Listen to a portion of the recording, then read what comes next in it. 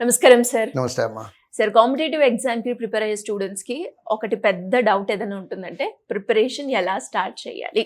And preparation start చేసినప్పుడు కూడా మధ్యలో కొంతమంది ఆగిపోతూ ఉంటారు. ఎలా ప్రిపేర్ అవ్వాలో తెలియక. అలాంటి వాళ్ళకి daily and as well as monthly, weekly షెడ్యూల్‌ని ఎలా ప్లాన్ చేసుకొని ఏ విధంగా ప్రిపేర్ అయితే గవర్నమెంట్ జాబ్ ఈజీగా వస్తుందంటారు?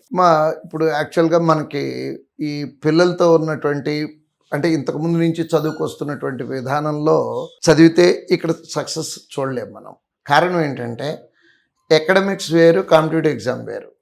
ఎలా డిఫరెంట్ అంటే ఎవరైనా సరే మీరు టాపర్ని తీసుకోండి, క్లాస్ టాపర్, యూనివర్సిటీ గోల్డ్ మెడలిస్ట్ని కూడా తీసుకున్నా కూడా 100% సిలబస్ ఎవరు చదవరు. 50 to 70% సిలబస్ చదివితే అంటే రెగ్యులర్ అకాడమిక్స్లో అంటే డిగ్రీలో కానీ ఇంటర్మీడియట్లో కానీ బిఎస్సిలో కానీ బీటెక్లో కానీ ఏ అకాడమిక్ అయినా సరే 50 నుంచి 70% సిలబస్ చదివితే 100% మార్కులు తెచ్చుకోవచ్చు అన్న.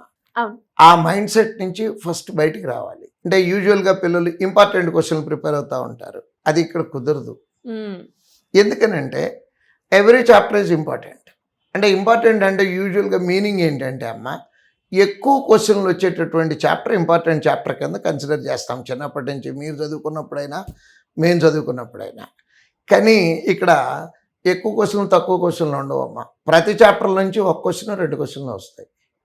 మరి ఒక క్వశ్చన్ ఇంతకుముందు అయితే ఒక క్వశ్చన్ వచ్చే చాప్టర్లన్నింటినీ వదిలిపెట్టేసేవాళ్ళం. నెక్స్ట్ రెగ్యులారిటీ, అంటే మొదలుపెట్టిన రోజు నుంచి మనం ఉద్యోగం తెచ్చుకునే వరకు కంటిన్యూస్గా కన్సిస్టెంట్గా ప్రిపేర్ అవ్వాలి. రెగ్యులర్ అకాడమిక్స్లో అయితే ఎగ్జామ్స్కి ఒక 1 month ముందు ప్రిపరేషన్ స్టార్ట్ చేసి చదువుతూ ఉంటారు. ఆ మైండ్ సెట్లో నుంచి కూడా బయటికి రావాలి. ఈ రెండింటి నుంచి బయటకు వచ్చి అంటే 100% సిలబస్ చదవాలి అనేది ఫస్ట్ పాయింట్, రెగ్యులర్గా ప్రాక్టీస్ చేయాలనేది రెండో పాయింట్. ఈ రెండింటినీ కనుక దృష్టిలో పెట్టుకున్నట్లయితే పిల్లలు డెఫినెట్గా సక్సెస్ అవుతారమ్మా. అంటే మైండ్ సెట్టే చేంజ్ అవ్వాలి. అది ఒక రోజులో మారదు. అంటే నిన్నటిదాకా కాలేజీకి వెళ్ళి ఇవాళ ఇన్స్టిట్యూట్కి వచ్చి ఒక్కసారిగా మార్పు అనేది రాదు, కొంచెం గ్రాడ్యువల్గా రావాలి. అది వస్తూ ప్రతి చాప్టరు, అంటే ఫర్ ఎగ్జాంపుల్ అర్థమెటిక్లో పర్సంటేజ్ చాప్టర్ తీసుకున్నాం అనుకోండి, హార్డ్లీ ఒక 40-50 మోడల్స్ ఉంటాయి. ఏ మోడలు వదిలిపెట్టకుండా నేర్చుకోవాలి ఫస్ట్. ఇప్పుడు మన బుక్సే ఉన్నాయి అనుకోండి, దాంట్లో ఏబిసిడి మోడల్ అని ఒక యూనిక్ సిస్టమ్ ఫాలో అవుతాం మనం. ఎట్లా అంటే ఒకే బిట్ 4 సార్లు ఉంటుందమ్మా, నంబర్లు మార్చి. ఏ బిట్ క్లాస్లో టీచర్ ఎక్స్ప్లెయిన్ చేస్తారు.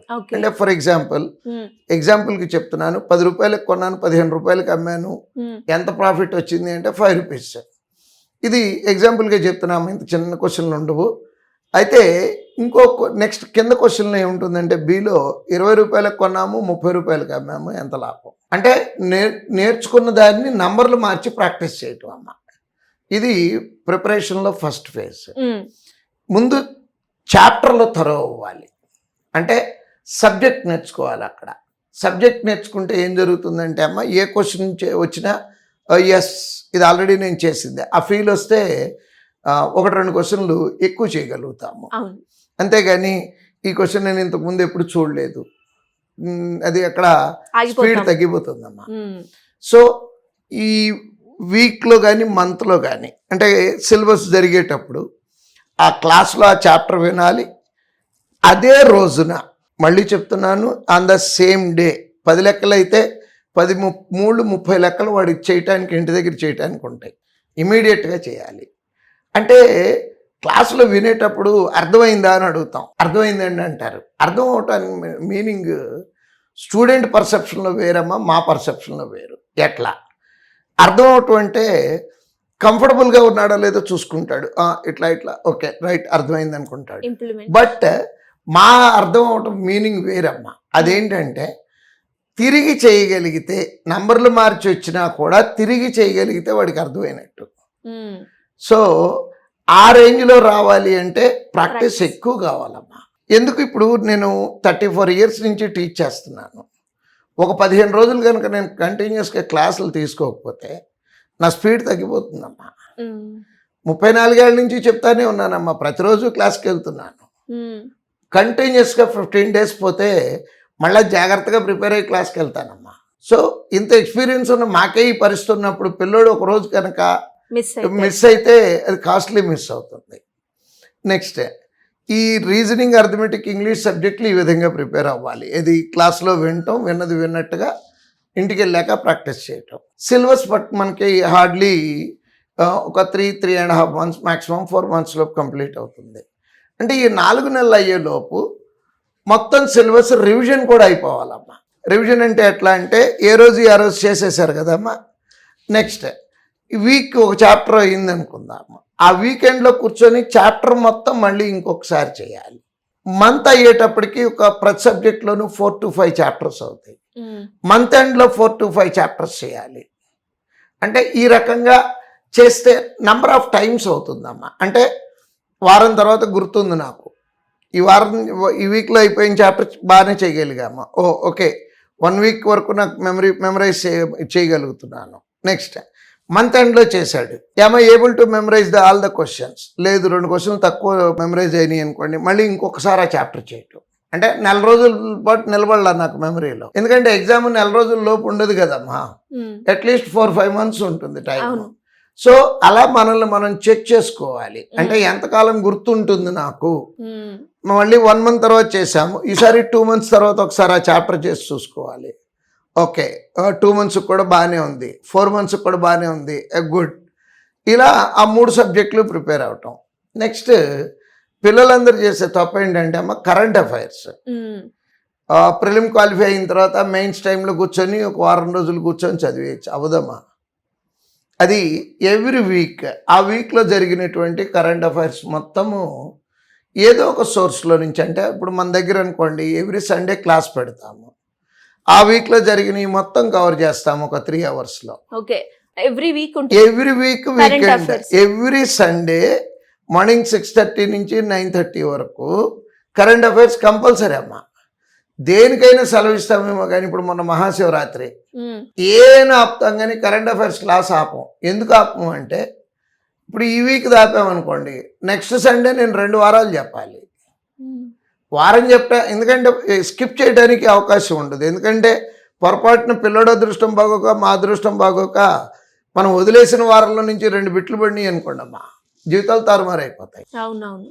సో అంటే 2 మార్కులు అంటే యూజువల్గా రెగ్యులర్ లైఫ్లో పెద్ద కన్సిడర్ చేయం, కానీ కాంపిటేటివ్ ఎగ్జామ్లో మేక్స్ ఎ లాట్ అమ్మా. 2 మార్కులు అక్కర్లేదు తల్లి, 1 మార్క్ డిఫరెన్స్ కూడా that makes a lot. So current affairs అనేది ఎవ్రీ వీక్ ఆ వారంలో ఏమైతే జరిగిందో అవి ఖచ్చితంగా సొంత చేత్తో నోట్స్ రాసుకోవాలి క్లాస్ జరుగుతున్నప్పుడు.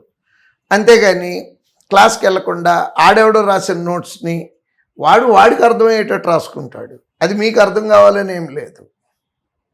వాడికి గుర్తులేని పాయింట్ రాసుకుంటాడు, తెలియని పాయింట్ రాసుకుంటాడు, అంటే వాడు కొన్ని వదిలేసి ఉంటాడు క్లాసులో చెప్పినవి. సో అందుకని లైవ్లో క్లాస్లో కూర్చొని విని సొంత చేత్తో నోట్స్ రాసుకోవాలి. అలానే చూజ్ ఎనీ న్యూస్ పేపర్, అది ఇంగ్లీష్ అవ్వచ్చు, తెలుగు పేపర్ అవ్వచ్చు. ఒక న్యూస్ పేపర్ చూజ్ చేసుకొని దాంట్లో బిజినెస్ పేజ్ ఉంటుంది. బిజినెస్ పేజ్లో కొత్తగా కంపెనీలు ఏమొచ్చినాయి, రిజల్ట్స్ వస్తూ ఉంటాయి, Q1లు Q2లు, బ్యాంక్ రిజల్ట్స్, మెర్జర్లు, ఎమాల్గమేషన్స్, ఈ బ్యాంకింగ్ సెక్టార్లో వచ్చే మార్పులు, కొత్త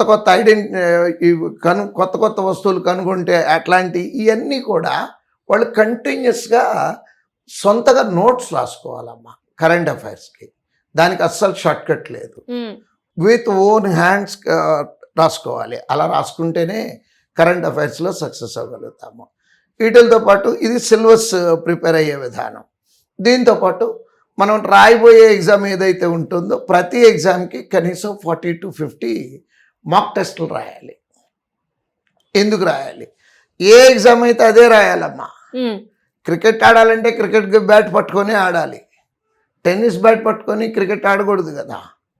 ఏ ఎగ్జామ్ అయితే ఆ ఎగ్జామ్ మోడల్లోనే ప్రాక్టీస్ చేయాలి.